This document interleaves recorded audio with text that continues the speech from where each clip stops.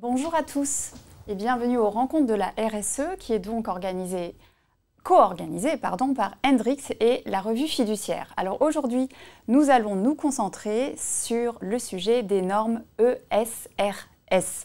Alors qu'est-ce que c'est que ce nom barbare? Les normes ESRS sont les normes européennes d'information de durabilité qui vont être obligatoires dans le cadre de la CSRD. Alors pour en parler avec nous, j'ai le plaisir d'être entourée de Caroline Bailly, qui est donc responsable de mission RSE chez Hendrix. Bonjour Caroline. Bonjour Alban. Et d'Hervé Gbebo, qui est donc expert comptable et associé RSE chez Hendrix. Bonjour Hervé. Bonjour à tous les deux. Alors, on va passer ensemble 40 minutes à vous écouter sur ce sujet des ESRS.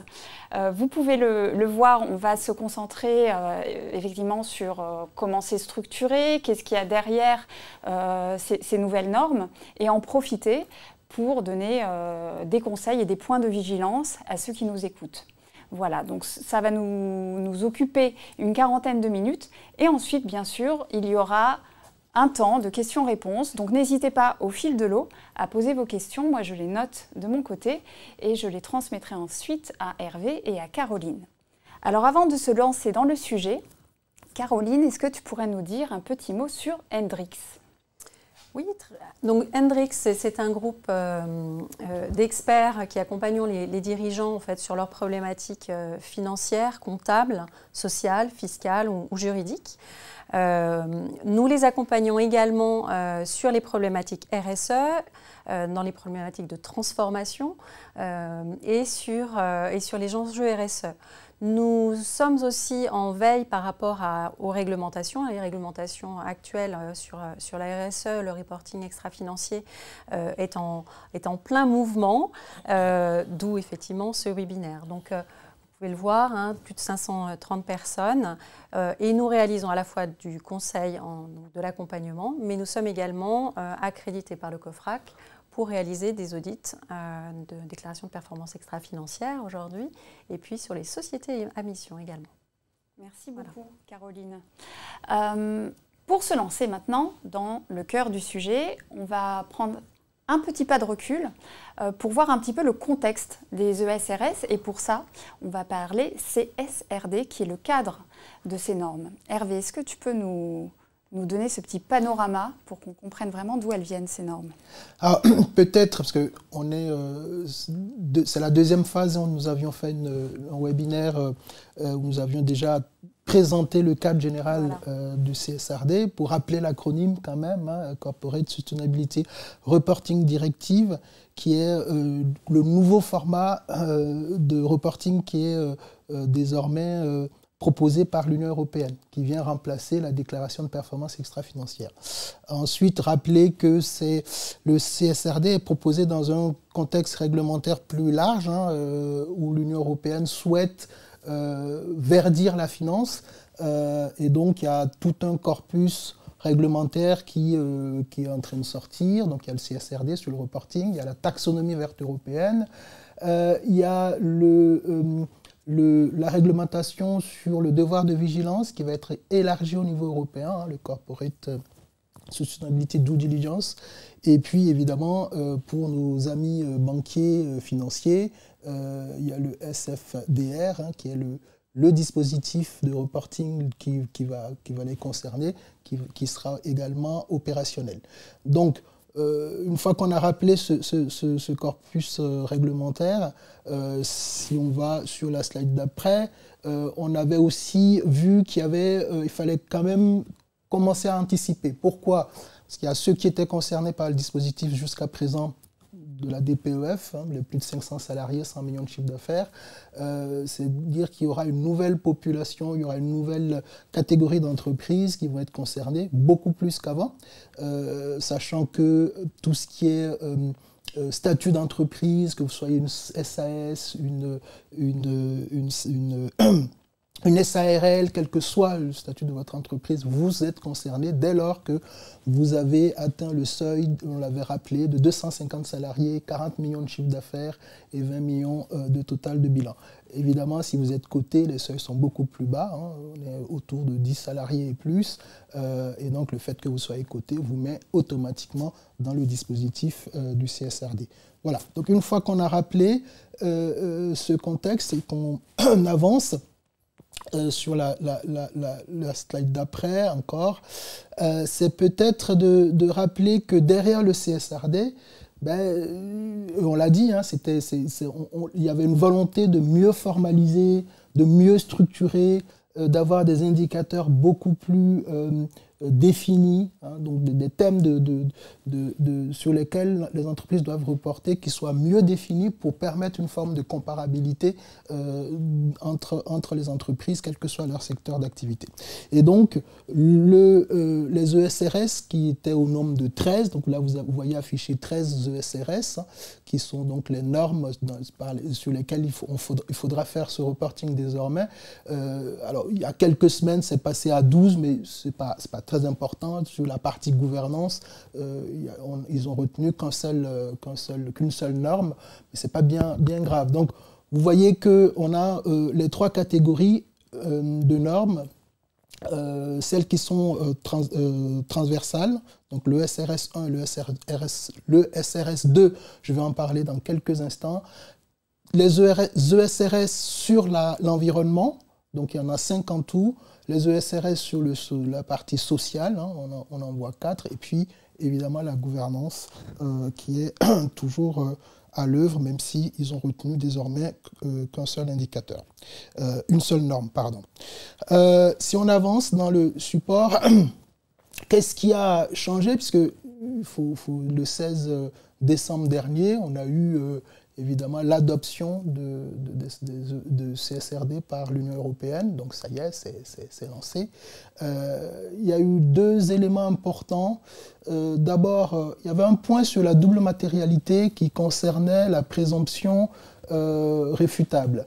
Alors, c'est quoi ce dispositif? C'est que quand le projet a été proposé, il était question bien sûr de faire l'analyse de matérialité simple, l'analyse de matérialité financière et l'analyse de matérialité d'impact, mais aussi de pouvoir justifier quand on avait des éléments dont on pouvait considérer que c'était matériel pour l'entreprise, que l'entreprise n'a pas reporté sur cet élément, il fallait avoir toute une disposition pour expliquer pourquoi. Et donc ça a été levé parce que ça crée une lourdeur supplémentaire pour les entreprises. Donc pour l'instant, ça a été levé et donc simplifié. Mais reste toujours cette double matérialité à opérer, simple et à impact. Et puis, deuxième élément important, c'est sur la chaîne de valeur. Il est attendu des entreprises qu'elles puissent récolter des informations sur la chaîne de valeur, notamment auprès de leurs fournisseurs et puis parfois auprès des clients, pour pouvoir alimenter leur reporting sur ce qui se passe autour d'eux et sur toute la chaîne de valeur de leurs produits. Donc voilà ces éléments principaux qu'on peut souligner. Et si on va plus loin dans le détail, peut-être pour parler des ESRS transversaux, hein, on va prendre quelques éléments parce qu'on ne va pas tous les citer, mais il y a plusieurs points. Hein, donc, le nom est assez explicite, hein, disposition générale. Donc là, ce qu'on attend ici, c'est que vous puissiez renseigner votre reporting sur un certain nombre d'informations. Alors là, il y a 3 catégories d'informations qui sont attendues. Les informations sur tous les secteurs, donc transversaux. Les informations concernant, pour expliquer ce qui se passe dans votre secteur d'activité direct. Et les informations spécifiques à votre entreprise, à votre entité. Ensuite, on vous demande d'alimenter tout le cadre général dans lequel vous allez fonctionner. Les informations, on attend qu'elles soient qualitatives, qualitative. Donc, on définit clairement ce qu'est une information. Vous voyez là, dans la deuxième colonne, on vous parle d'informations de qualité, images fidèles, comparabilité, vérifiabilité. Voilà, donc tous ces aspects vont être analysés demain par vos auditeurs pour vérifier que les éléments qui sont renseignés sont suffisamment consistants pour donner plus de qualité à votre reporting. Et puis ensuite, sur la publication des informations, il y a, et ça a été dit plusieurs fois, et je pense que Caroline va y revenir tout à l'heure sur la partie environnement, à chaque fois, il faut définir une politique, des objectifs, un plan d'action et des moyens que vous allouez pour atteindre ces objectifs. Donc on attend aussi, c'est pour ça que dans le cadre général, la partie sur les généralités de votre reporting, il faut expliquer tout ça pour que ça soit lisible pour vos lecteurs. Ensuite, sur la partie 4 et la partie 5, bon, je ne vais pas les détailler, donc il y a un certain nombre d'informations, d'instructions qu'on attend. J'ai parlé de la comparabilité, et puis il y a quelques éléments spécifiques comme dès lors que vous avez des événements qui interviennent après la clôture. Donc, ça ressemble beaucoup à ce qui se passe dans la présentation des comptes financiers classiques. Donc, tous ces aspects liés aux informations attendues quand vous avez passé la clôture, les changements de méthode, les erreurs, les incertitudes. Donc, ouais, ça prend du corps quand même désormais, tout ça. Il faut expliquer, aller beaucoup plus loin comme le faisait jusqu'à présent. Si on va plus loin, sur la slide d'après, un point juste à souligner ici, qui est intéressant, c'est sur les états que vous allez présenter. On attend qu'à minima, qu'il y ait soit une seule section dans laquelle vous expliquez l'ensemble des éléments, mais ce n'est pas pertinent de faire comme ça. Ou alors, il faut aller sur 4 sessions qui représentent les grandes catégories qu'on a vues précédemment. Ou alors, il faut faire une section par ESRS. Donc là, vous avez le choix. Et enfin, point important, vous allez devoir présenter des éléments sur la taxonomie verte européenne dans votre dispositif de reporting.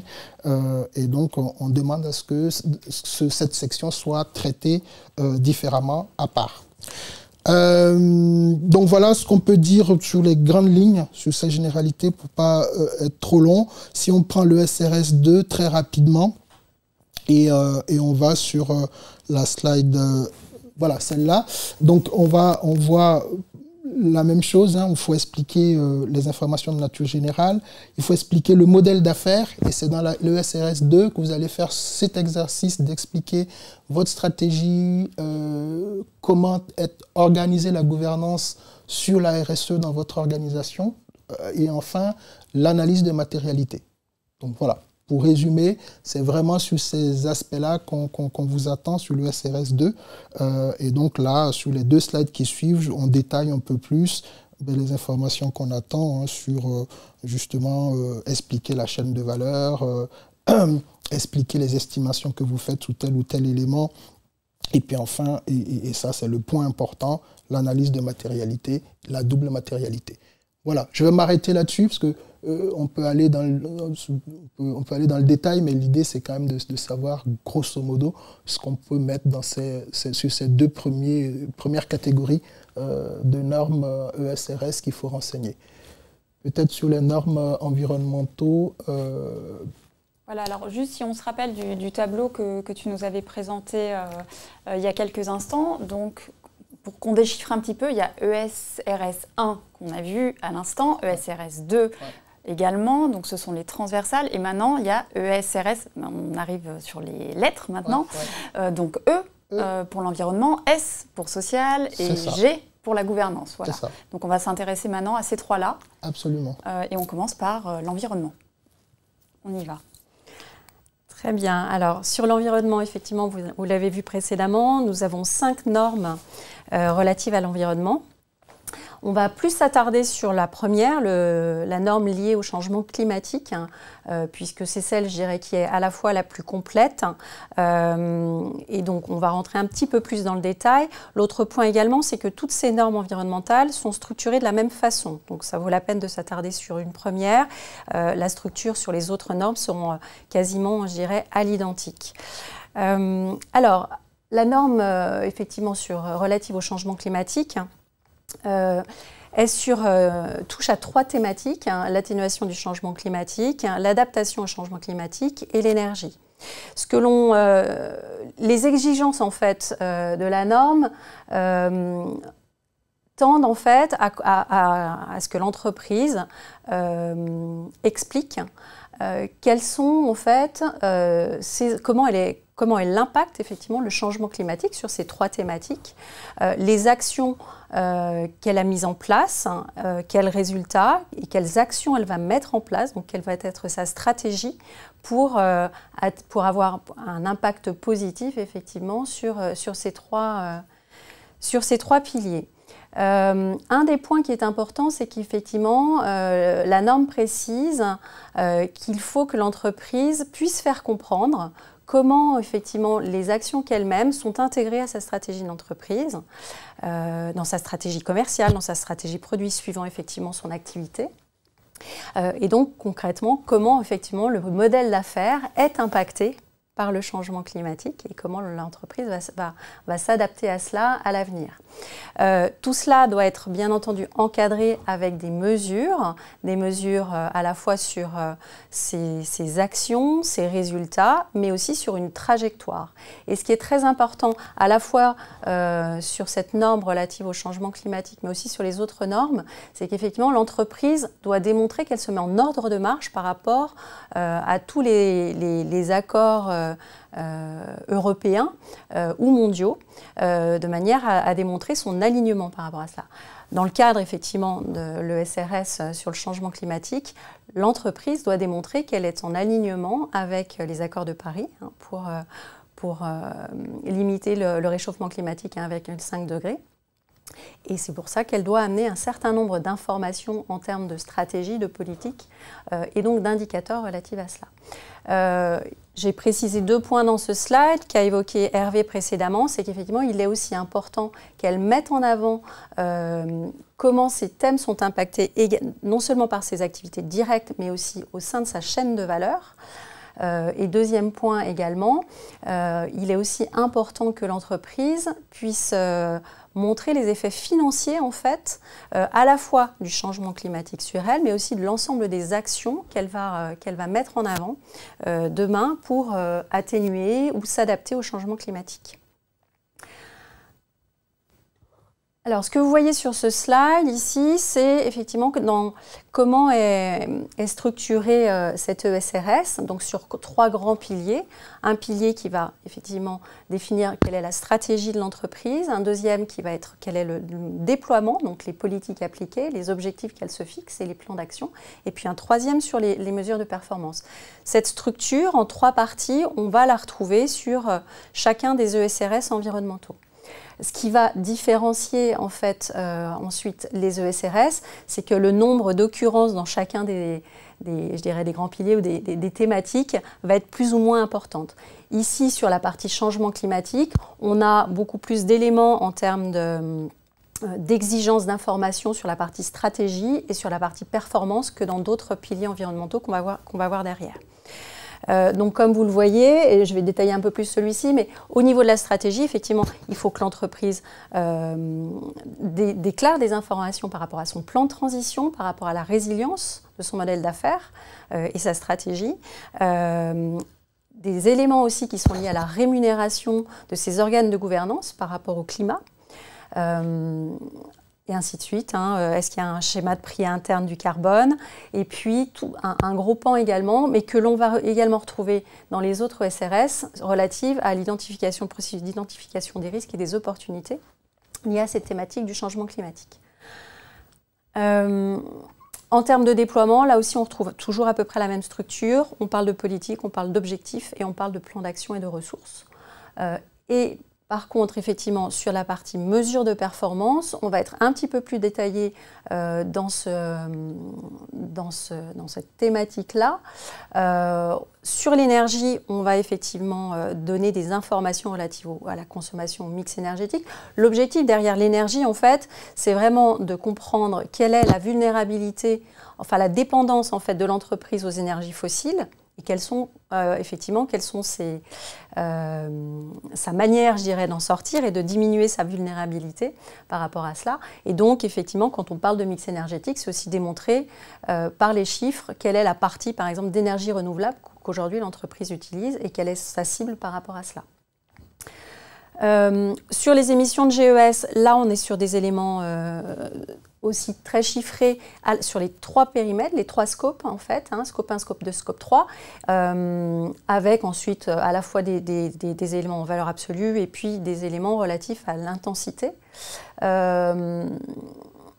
Il y a aussi, pour certaines industries, effectivement, des objectifs relatifs au crédit carbone. Et puis enfin, le dernier point qui est important, ce sont les effets financiers. Et là, on voit tout l'intérêt aussi de cette, de cette nouvelle norme et globalement du rapport de durabilité. C'est vraiment de faire le lien entre le financier et ce qu'on appelait l'extra-financier. Et là, c'est vraiment d'arriver à quantifier les effets financiers, à la fois sur les risques physiques et les risques de transition qu'a l'entreprise par rapport au changement climatique. Donc ça, c'est un point effectivement qui est, je dirais, assez nouveau par rapport à ce que nous avions aujourd'hui dans les rapports. Rapidement, juste un exemple, et ça c'est ce qu'on trouve effectivement dans les ESRS, en tout cas pour le changement climatique. Quand on parle effectivement de trajectoire, aujourd'hui, la CSRD demande d'aller beaucoup plus loin que ce qui est fait aujourd'hui, et que si l'entreprise se fixe des objectifs, par exemple de réduction de son empreinte carbone, il va falloir qu'elle le démontre. Et là, par exemple, c'est un exemple de comment l'entreprise pourrait arriver à démontrer justement quel est son plan, avec à la fois, effectivement, les leviers qui sont présentés, les réductions de GES qui sont attendues par rapport aux leviers qu'elle peut mettre en place, et tout ça dans une temporalité alignée, effectivement, sur les objectifs de l'Europe, 2030, puis 2050. Donc, on voit qu'on va devoir rentrer beaucoup plus dans le détail avec des éléments tangibles, chiffrés et démontrables. Alors ça, c'était pour le changement climatique. Le deuxième ESRS est relatif à la pollution. Donc quand on parle de pollution, on parle de trois thèmes particuliers. La pollution à la fois de l'air, de l'eau et des sols. Les substances préoccupantes, donc les substances, je dirais, toxiques ou chimiques. Et puis les incidents et dépôts. Et les gisements, alors, dépôts ou gisements. Là encore, on est toujours sur la même structure, une structure avec une stratégie, un déploiement et des mesures de performance. Vous voyez qu'au niveau de la mesure de performance, ici, on va être sur des choses qui sont beaucoup moins précises qu'on a pu le voir sur le changement climatique. Donc on va être sur de la quantification effectivement de la pollution, on va être sur des listes et des volumes de polluants, mais on va être beaucoup moins spécifique que l'on a pu le voir en fait précédemment. Sur l'eau et les ressources marines, donc l'ESRS 3, là on s'intéresse à 3 choses. L'eau à la fois sur l'eau qui est consommée, l'eau qui est traitée et l'eau qui est rejetée. Bien entendu, suivant le secteur d'activité de l'entreprise, on aura probablement dans les indicateurs sectoriels des choses assez différentes, effectivement, suivant l'impact de l'entreprise et du secteur. On s'intéresse également aux ressources marines, à la fois les ressources minérales provenant de nos océans et de nos mers, ainsi que les produits de la mer.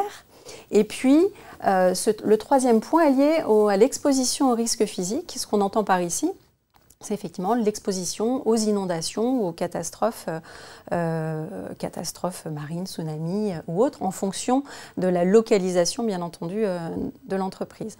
Donc là encore, même structure, mais des mesures de performance qui sont effectivement, je dirais, moins précises à ce stade qu'on a pu le voir précédemment.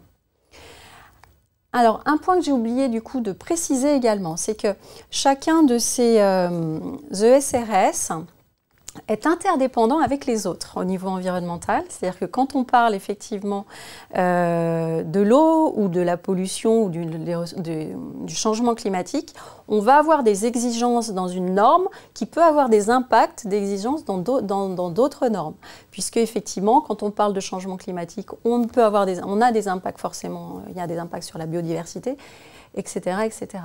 Donc, et c'est pour ça que l'exercice est quand même assez compliqué. Il y a beaucoup d'informations en fait, à analyser pour effectivement s'assurer que si on dit quelque chose relative à une exigence d'information dans une norme, on a bien son pendant et les conséquences, par exemple, sur l'autre norme. Alors, je profite parce que c'est vraiment sur cet aspect-là des choses qu'il y a des questions qui sont arrivées, notamment sur le slide 21. Alors, il est indiqué en bleu ou vert CSRD ou ISBB. Qu'est-ce que cela signifie? Et également une question, les codes vert et bleu sur la diapo 21, qu'est-ce que cela veut dire? Donc, comme je vois aussi que dans les diapos qui suivent, il y a peut-être des codes couleurs, je voulais en profiter pour faire un petit point maintenant. Alors, on est effectivement sur Alors, on est à la fois sur ce que vous voyez en vert ici, on va parler de CSRD, de taxonomie, SFDR. Donc là, ce sont les normes européennes. Donc la CSRD, on est en cœur du sujet. La taxonomie, c'est une autre norme européenne. En fait, c'est de montrer que certaines exigences d'information qui sont effectivement dans l'ESRS est en lien, je dirais, avec d'autres normes européennes. Typiquement, le plan de transition sur la partie changement climatique va être en lien, par exemple, avec ce qui est demandé au niveau de la taxonomie européenne sur le pilier, justement, atténuation ou adaptation au changement climatique. Donc voilà, ce que vous voyez en vert, c'est vraiment ça. Et typiquement, ce que l'on voit aussi au niveau mesure de performance apparaît à chaque fois, quasiment à chaque fois, en tout cas beaucoup, la SFDR. Donc la SFDR, ce sont les normes pour les entreprises effectivement financières qui elles-mêmes ont donc des obligations du coup de reporting. Et justement, cette ESRS et ces indicateurs vont permettre aux sociétés financières de pouvoir faire leur reporting justement sur le changement climatique. D'accord, merci beaucoup pour cette précision. Et sur le bleu, du coup, deuxième question, là c'est lié plus à l'interopérabilité des normes, avec effectivement des normes, les normes américaines. D'accord. Voilà. Donc, et c'est tout l'intérêt effectivement de cette, je dirais, la CSRD et les ESRS. Moi, j'ai évoqué effectivement qu'elles étaient en lien avec les accords mondiaux, par exemple, les accords européens aussi, les autres réglementations européennes. Mais l'objectif aussi, c'est qu'elles soient en phase avec les autres normes américaines, principalement aujourd'hui. D'accord. Voilà. Merci beaucoup. Alors, je retourne du coup au quatrième ESRS qui est lié à la biodiversité et les écosystèmes. Alors, je vais essayer d'accélérer un petit peu parce qu'on est pris par le temps. Là, on va toucher du coup, comme vous le voyez, trois choses. Les habitats terrestres, d'eau douce et marins, les écosystèmes et la faune et la flore et la diversité des espèces, et les liens aussi avec les communautés locales. Alors aujourd'hui, c'est sur la biodiversité et les écosystèmes, vu que c'est, je dirais, entre guillemets, en termes d'indicateurs, un petit peu le parent pauvre aujourd'hui en termes d'extra-financiers et d'indicateurs, c'est quelque chose qui est vraiment en construction. Mais on voit sur le marché un certain nombre quand même de dispositifs, justement, de mesures qui se mettent en place et qui vont être intégrés effectivement dans cette ESRS. Et le dernier point, c'est l'utilisation des ressources et l'économie circulaire, où là, on va parler effectivement de l'utilisation des ressources en entrée et en sortie. Donc en entrée, c'est la matière qu'on utilise, et en sortie, par exemple, ce sont les emballages et autres. Tout le dispositif effectivement mis en place d'économie circulaire, donc là, on va parler plus de partenariat effectivement avec les autres organisations et la gestion des déchets. Voilà, je vais dire le temps d'aller plus en détail. Donc, le voile s'est levé sur les ESRSE. Merci beaucoup, Caroline. On va s'intéresser maintenant aux ESRSS, donc l'aspect social. Hervé, on t'écoute. Oui, alors, on va regarder cette synthèse qui est en anglais, mais qui est assez simple à comprendre. Il y en a 4 en tout, les ESRS sur les questions sociales. Le S1, le S2, S3, S4. Le S1, on parle on est sur les informations concernant la main-d'œuvre, j'allais dire main-d'œuvre interne. On vous demande dans le S2 d'aller regarder du côté de la chaîne de valeur, hein, donc analyser un peu les travailleurs, tous ceux qui travaillent tout au long de la chaîne de valeur, donc qui est quand même quelque chose qui ne sera pas forcément aisé, mais qui vous est demandé. Il y a ce qu'on appelle aussi les communautés affectées, je vais y revenir tout à l'heure, et enfin les consommateurs, hein, donc on veut des informations sur les consommateurs et les utilisateurs finaux de vos produits ou services. Alors, si je prends sur la page d'après justement le S1, hein, que je vais détailler, et puis je détaillerai moins les autres, parce que la structure est la même, toujours expliquer la stratégie, la politique ensuite dans un deuxième temps, les objectifs, le plan d'action et les ressources allouées, comme le disait Caroline sur les E, les E1, E2 à E5, donc c'est toujours la même structure. Et pour la partie sociale, donc on vous demande évidemment la politique, le processus d'engagement avec les travailleurs, donc en gros comment vous opérez, quels sont les éléments qui expliquent donc, quelles sont les conditions de travail, le contrat de travail, etc. Hein, donc le processus d'engagement avec les travailleurs. Les canaux permettant aux travailleurs de faire part de leurs préoccupations. Donc il faut démontrer là aussi la prise en compte des attentes de cette partie prenante importante hein, qu'est le travailleur. Et donc il faudra expliquer dans votre dispositif de reporting quels sont les canaux que vous utilisez pour justement recueillir leurs préoccupations et leurs attentes. Et bien sûr, toujours l'exercice d'analyser les impacts matériels, les risques et opportunités. Donc, et c'est vrai pour tous les indicateurs, hein, donc cette analyse des impacts matériels et puis les actions que vous menez sur ces impacts. Donc tout ça est quand même bien structuré autour de je définis ma politique, j'explique les objectifs, quels sont les objectifs que je m'assigne, quel est le plan d'action et quels moyens je mets pour y parvenir. Donc quand on va un peu dans le détail, et c'est la colonne d'après, pardon, c'est évidemment tous les KPI, hein, comment vous mesurez et tout ça. Et sur la partie sociale, c'est très structuré. On vous demande de le faire sur ces 4 briques. Mesure de la performance, donc il y a les généralités, donc ce que vous pouvez nous expliquer sur vos collaborateurs, les salariés, qui sont-ils, donc les caractéristiques des salariés et des non-employés. Et les conditions de travail, mais c'est des informations qu'on connaît bien, c'est pas nouveau hein, de renseigner sur la formation, sur la santé, la sécurité, l'équilibre vie privée et le travail. Et puis tout ce qui est sécurité sociale aussi qui est attendu. Voilà, donc la rémunération, la notion de salaire décent, ce qu'ils appellent la rémunération juste. L'égalité des chances, qui est la deuxième brique. Et puis enfin une troisième brique où on vous demande plein de choses sur les arrêts de travail, voilà, le dialogue social, les négociations collectives, etc. Donc c'est finalement des indicateurs qu'on connaît bien, mais qui sont structurés et surtout qui sont analysés en mettant bien en exergue, en expliquant la politique qu'il y a derrière, les objectifs que vous vous fixez, comment vous faites pour les atteindre, quelles ressources vous mettez, et puis surtout faire l'analyse d'impact sur ces éléments.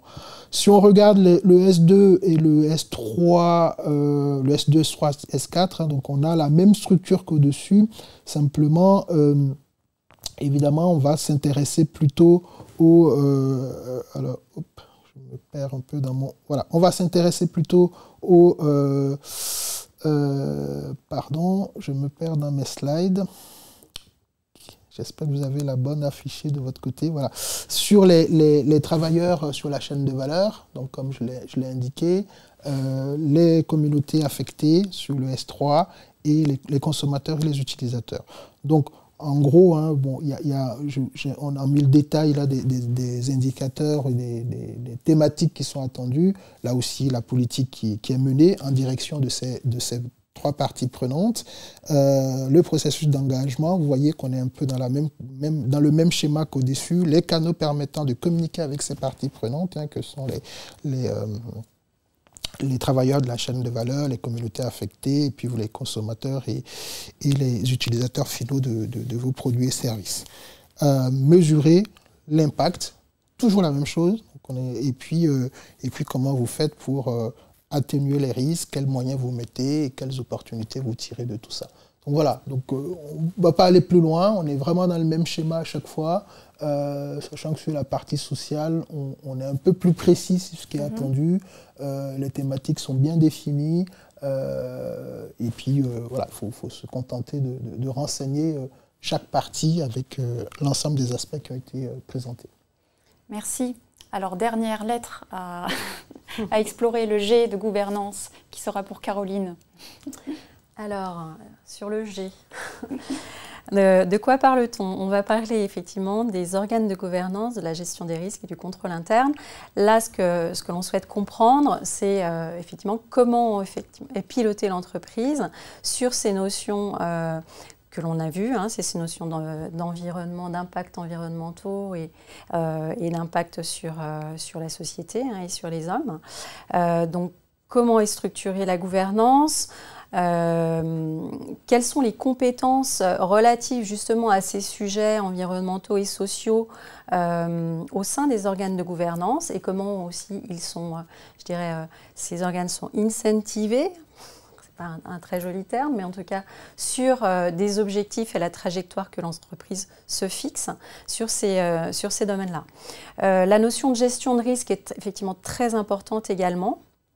Et on l'a vu, hein, on l'a évoqué Hervé et moi au fil de l'eau, l'analyse de risque en prenant en considération l'ensemble de ces thématiques prend d'autant plus d'importance effectivement au sein de la CSRD. Et le dernier point, c'est sur le relatif au contrôle interne, où il est bien précisé qu'il faut effectivement détailler le processus de contrôle interne et on n'est plus seulement sur du contrôle interne relatif au processus financier, ce qu'on a l'habitude de voir, mais sur l'ensemble des thématiques qui sont évoquées dans la CSRD. Alors l'autre point, et j'en parle quand même rapidement, même si effectivement je dirais que ça a disparu comme un ESRS suite à la soumission à la commission au mois de décembre, mais c'est effectivement relatif à la conduite des affaires, où là on est sur des thématiques qu'on connaît aussi également aujourd'hui, hein, sur tout ce qui est lutte anticorruption, activité de lobbying, et également comportement anticoncurrentiel, où là encore il faut expliquer, alors peut-être un point qui était important, vraiment quelle est la culture de la conduite des affaires, donc comment les gens sont sensibilisés, quelle est la politique appliquée, quels sont les processus d'alerte et autres, et puis avec un certain nombre derrière d'éléments, d'indicateurs sur voilà, les temps de formation, on les voir, les événements, etc., qui sont apparus dans l'entreprise. Et un dernier point, pratique de paiement, je tenais à me le dire aussi, puisque ça, c'est sur un focus beaucoup plus petite et moyenne entreprise, de comprendre comment une entreprise se comporte concrètement avec ses fournisseurs, qui sont des petites et moyennes entreprises en termes de délai de paiement.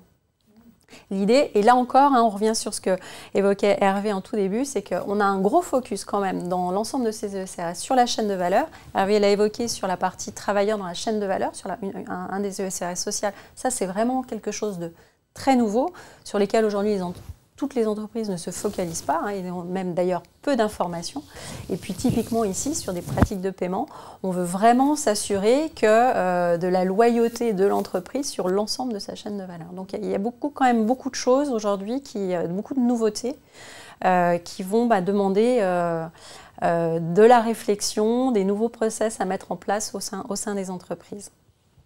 Merci beaucoup. Donc on a vu, l'éventail est large. J'espère que vous avez pu tout suivre. En tout cas, vous avez eu les clés principales pour chaque thématique de ces normes. Alors, il y a déjà pas mal de questions qui sont arrivées. Je vais en faire part à Caroline et à Hervé.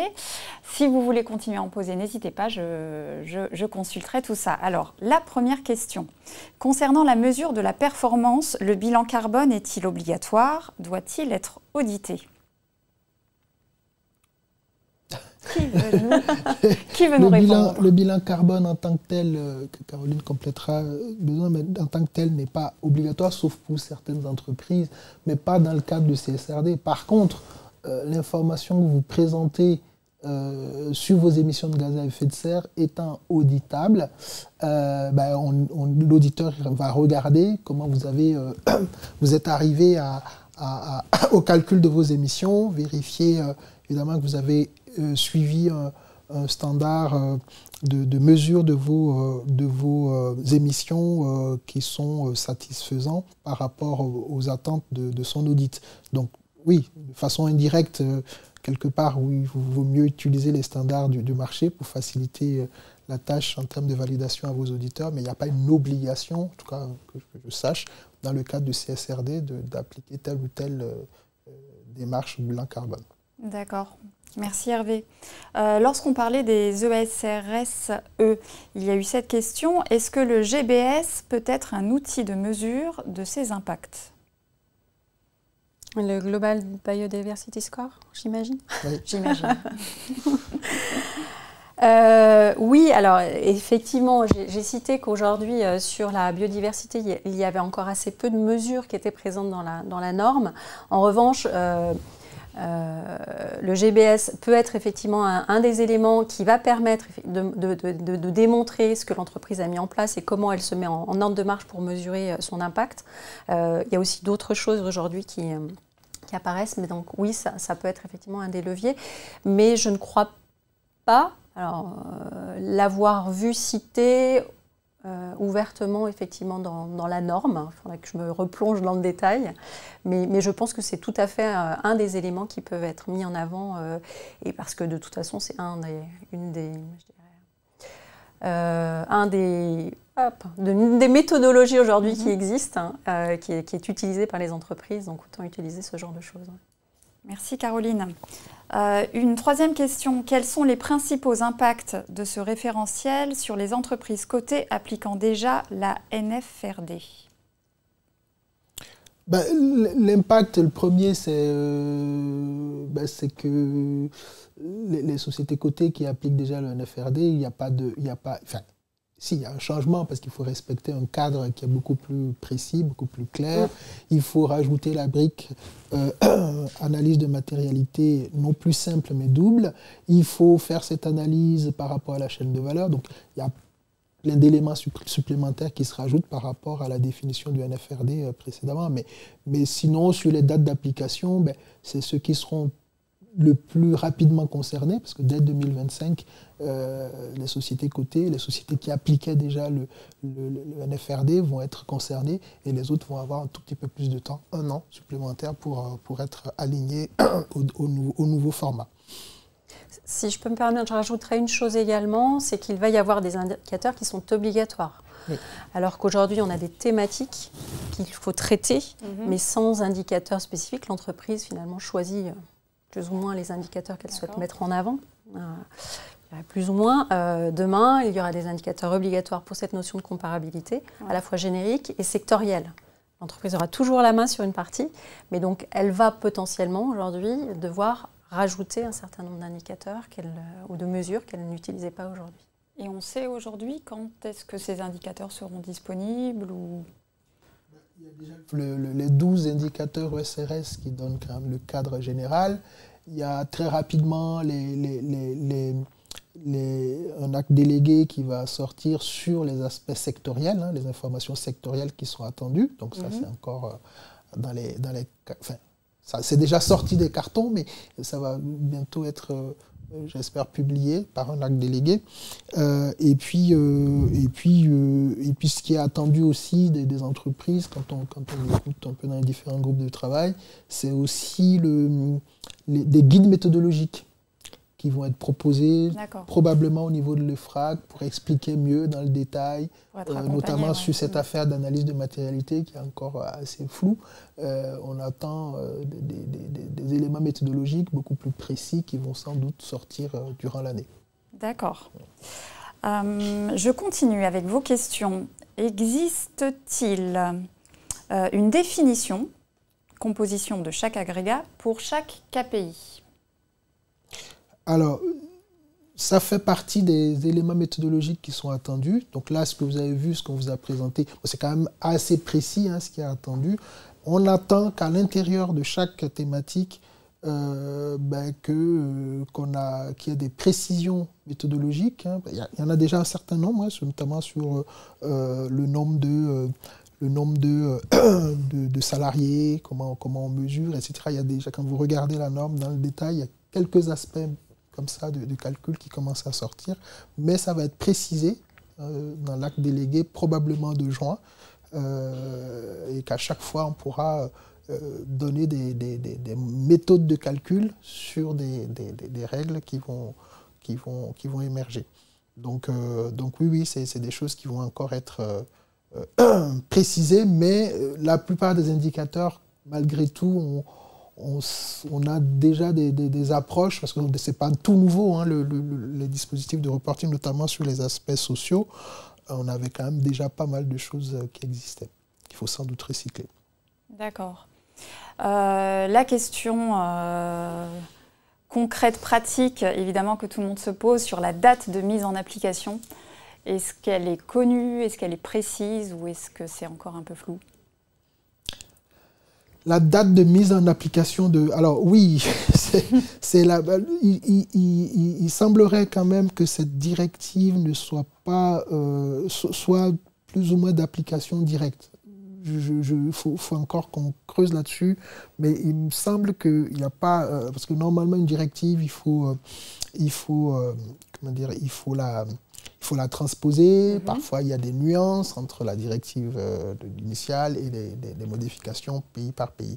Là, il semblerait que ce ne soit pas le cas. Ce n'est pas un règlement européen, mais c'est quelque chose, je ne suis pas spécialiste du droit, mais qui, logiquement, devrait être appliqué en l'état. Au niveau des dates, on a déjà les échéances en termes d'application qui sont début 2025 pour celles qui appliquent aujourd'hui la DPEF, on l'a vu, et puis 2026 pour les autres. Un an après, et puis pour les autres. plus petites, encore un an jusqu'en 2027-2028. Donc, en ayant ces dates-là, je veux dire, les entreprises, il faut qu'elles regardent ces dates-là, et pas forcément s'il y a un dispositif d'application. Ces dates sont déjà figées, et il faudra à ces dates-là être prêt. Ok. Enfin, une dernière question, comment procéder pour la double matérialité ? J'adore ce concept qui fait très philosophique. Oui, c'est vrai, on peut avoir un temps philosophique là-dessus. Mais la double matérialité, encore une fois, c'est un exercice délicat. Il y a une première partie de cette double matérialité qu'on a vue, qui est la matérialité financière, où on explique comment le modèle d'affaires... comment les questions, les enjeux environnementaux et sociaux impactent le modèle d'affaires, sous-entendu, vous impactent financièrement. Et puis la matérialité d'impact, où là, vous mettez dans la boucle vos parties prenantes, l'idée étant d'expliquer comment votre activité, dans l'autre sens, impacte les écosystèmes environnementaux et puis le social. Après... comment on fait concrètement? Quelles sont les étapes? Ce qu'on vous propose, c'est quand même de revenir, parce qu'on va prendre le temps d'expliquer dans le détail, parce que de donner des clés méthodologiques, et on pourrait peut-être proposer un prochain webinaire très détaillé là-dessus pour expliquer. Sur ce concept de double matérialité. Absolument. D'accord. Donc ce sera un webinaire philosophico, concret quand même, mais voilà. philosophique. Ce sera innovant, ce sera bien. Une dernière question enfin. Est-ce qu'il y a des sanctions, notamment financières en cas de non-application ou d'application partielle ? Alors, c'est toujours la même question sur les dispositifs de reporting ou autres. Il n'y a pas de sanctions pécuniaires prévues par le dispositif, en tout cas pas à ma connaissance. Par contre, les sanctions sont un peu indirectes. C'est-à-dire que d'abord, il y a votre commissaire aux comptes qui risque de faire un rapport de carence pour dire que vous n'avez pas respecté vos obligations d'une certaine façon. Vous avez de plus en plus de banques ou autres qui, elles, doivent reporter sur le SFDR. Hein. Elles ont leurs propres obligations, donc elles vont commencer à regarder la réalité des reportings publiés par leurs clients, au même titre que les états financiers. Ce n'est pas une sanction, mais ça peut être gênant. Et puis, il y a quand même la fameuse réputation, le fameux risque réputationnel. Une entreprise qui se respecte aujourd'hui, qui, à minima, n'a pas atteint les seuils et ne respecte même pas le minimum qui est de produire une information vis-à-vis de ses parties prenantes. Il y a quand même un risque réputationnel. Mais pour répondre à la question, à ma connaissance, il n'y a pas une sanction au sens pécunier du terme, au sens pécunier du terme qui soit prévu par le dispositif. D'accord. Ouais. Merci beaucoup. Eh bien, un grand merci à tous les deux de nous avoir éclairés sur ce point. On a pris rendez-vous ensemble pour un prochain webinaire sur la double matérialité. On vous communiquera cette date dès que possible. Voilà, ce sera notre prochain rendez-vous. En tout cas, je vous remercie beaucoup de nous avoir suivis. Merci Caroline, merci Hervé. Merci Alban et bonne année. Oui, c'est vrai. Oh là là, j'échappe à tout. Nous sommes fin janvier. Il est encore temps de vous souhaiter une très bonne année de la part de l'équipe des rencontres de la RSE. Donc oui, très bonne année et avec le plaisir de vous revoir très très vite en février ou en mars pour ce prochain webinaire. Voilà. Avant de nous quitter, une dernière petite demande. Vous aurez, lorsque vous serez déconnecté, 2-3 questions par rapport à ce webinaire et nous vous remercierons d'y répondre. Voilà, je vous souhaite une très bonne fin de journée et je vous dis à bientôt. Au revoir.